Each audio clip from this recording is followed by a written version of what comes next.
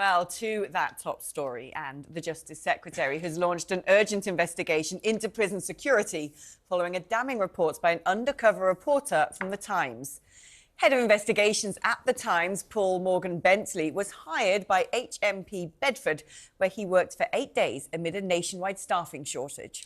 During his time there, he noted a severe lack of security measures, including the absence of basic searches and vetting procedures for new hires. The prison has airport-style security on the front gate, which should mean that everyone entering is searched thoroughly for contraband, including drugs and weapons. However, when I arrived for my shifts, I found this was often not happening. I decided to keep a video diary. This morning I arrived at the prison. There was literally no one on security. There was that one OSG at reception, showed her my ID, and then I walked through. He also revealed that prisoners openly smoked drugs in their cell and dangerous tools were kept there, including knives, and they were left all around the prison as construction workers were not being searched properly. Well, joining us now is Richard Garside, Director of the Centre for Crime and Justice Studies. Richard, great to have you on. I mean, people assume that when you go to prison, your rights are restricted and it's supposed to be a pretty sterile and strict environment in which you're supposed to be punished for the crimes you have committed. And you assume as well that security was the foremost a concern in a prison, and yet here we are, knives hanging around, drugs going in and out, no one even being checked on the door. I mean, that's ludicrous, isn't it? Yeah, well, I remember a conversation I had with a very experienced prison governor a few years ago, and he said to me something along the lines of, you show me a security system, I'll show you how you can get around it. So, there's not going to be any security system in a prison that's going to prevent all drugs or other things getting in, or indeed, on occasions people smuggling other items in. But yeah, this is a pretty shocking, very embarrassing story, obviously, for the government, and a pretty shocking story. And it is clearly important because, at the end of the day, there's lots of people in prison with drug habits. Not great if drugs can easily be smuggled in, weapons and other kind of implements that could be used to harm prisoners and prison staff. So yeah, I mean, it's a pretty shocking story. Not a huge surprise, I think, to those who follow prisons closely. They're in a complete mess, massive underinvestment, staff shortages, and all the rest. So, it's a terrible situation. I mean, they didn't even make basic security checks on Paul when he applied to get the job. So he got him. Check his LinkedIn page. Yeah, this is Paul Morgan Bentley, Times reporter, just applied to an agency because they get these sort of assistant guards from agencies, which in itself I would suggest may be questionable. But at the very least, whoever you're going to hire on that basis, check them out. They didn't check him out. As he said, one press of a button would have revealed to the authorities that Paul Morgan Bentley was a reporter on the Times newspaper. However, there were no security checks. Anyone could have got this job. Presumably this is happening on a regular basis. This is outrageous, isn't it?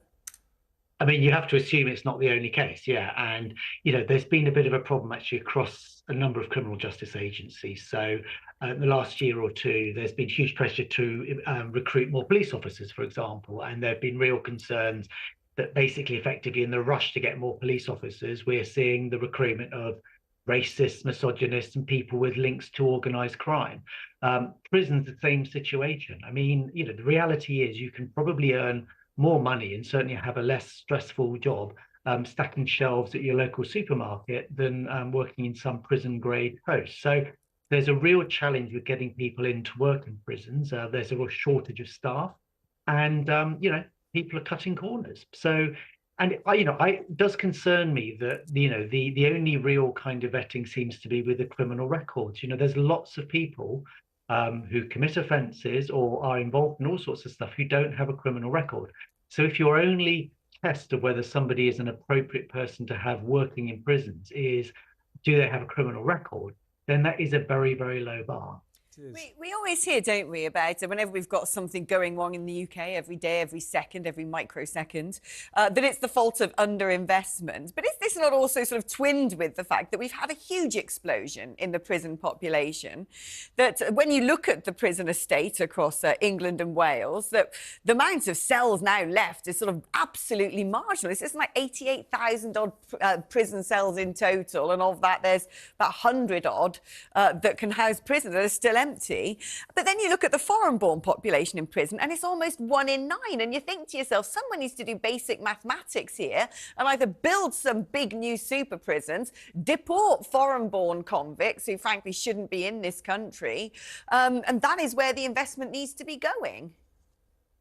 Well, yeah, I think it's a range of things. I mean, if I was going to pick one population group in the prison system that really we should be looking at, it's prisoners on what's called recall. So you've been released from prison, you've done something, it's not necessarily committed another crime. It could just be missing an appointment or other things, and then you're sent back to prison because you've breached your release conditions. Now, back in the early 90s, there were about 100 people in prison who had been recalled. It's now in the thousands, and so I think that would be where I would say we could really put some effort in just reducing the number of recalls. But you're right, there has been a massive underinvestment in the prison estate. A few years ago, the government set a target to build 10,000 more prison places. And in total, I think they delivered about 200. And one of the reasons here is that effectively the government and the prison service, they're a bit like the man in the boat where he's there's water coming in at the base and he's bailing it out. And he's just constantly trying to kind of keep afloat. So there are a lot of prison cells are going out of service because they're being badly maintained and they're reaching the end of their life, and they can't actually build enough, frankly, to keep up. And yeah, you're right. We've seen a huge increase in the number of people going to prison over recent years. And I think that is something that we do need to kind of have a think about, because you can't just keep building ever more prisons, not least of all because most people quite rightly don't want to live next to one. That's the point taken. However, I think there is about 6 prisons that it seems to me they've been building for about 50 years now. They never seem to get completed. It's quite clear we do need more. But to go back to Bedford, Richard, it's got 400 prisoners in it. It's a Category B, which means that among those prisoners are very serious criminals, murderers, rapists. And when Paul Morgan Bentley landed his prestige job there, he was warned that one of the problems with the prison was a pandemic of unlocked doors. And apparently the most recent man to escape from Bedford jail woke up one morning and while stretching his arms outside his cell, noticed that the wing door was open, thought he might walk through it, walked through about 8 more doors, all open, got to the gates of the prison where the prison guard waved at him, assuming he was a prison visitor. That is the level of lack of security at Bedford Prison. Now, of course, staffing is clearly a problem, but it sounds to me that kind of lackadaisical approach is the result of a staff, albeit depleted, that is dispirited and has ceased to care. Is this a problem? Well, what happened, roughly speaking, from about 2010 on, when there was a huge pressure to reduce budgets, is a lot of more senior prison officers left the service.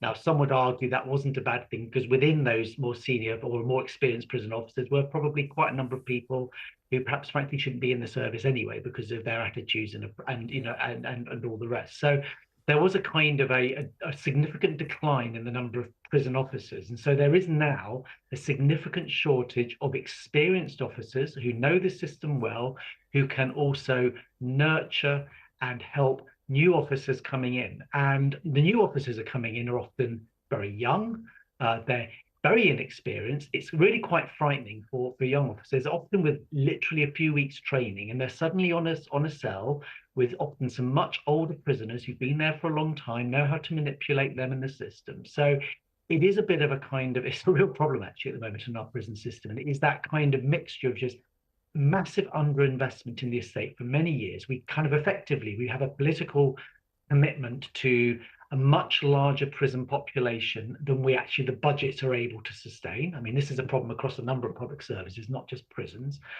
with no end in sight and a understaffed demoralized and inexperienced workforce. And it's a real, it's a bit of a toxic combination. Richard, great to talk to you. Thank you so much for your time. That's Richard Garside, Director of the Centre for Crime and Justice Studies.